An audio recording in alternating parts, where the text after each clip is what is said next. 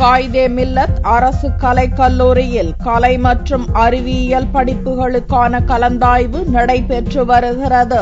Plus 2 முடித்த மாணவிகளுக்கு சென்னையில் உள்ள காயிதே மில்லத் அரசு கலைக் கல்லூரியில் கலந்தாய்வு துவங்கியுள்ளது. 15ஆம் தேதி வரை நடக்கும் கலந்தாய்வில் செவ்வாயன்று BA, BCom ஆகிய படிப்புகளை மாணவிகள் தேர்வு செய்தனர். மாணவிகள் தகுதிக்கேற்ப சேர்க்கை தரப்படுகிறது. இன்று பொருளியல் துறைக்கான கலந்தாய்வு நடைபெற்று வருகிறது.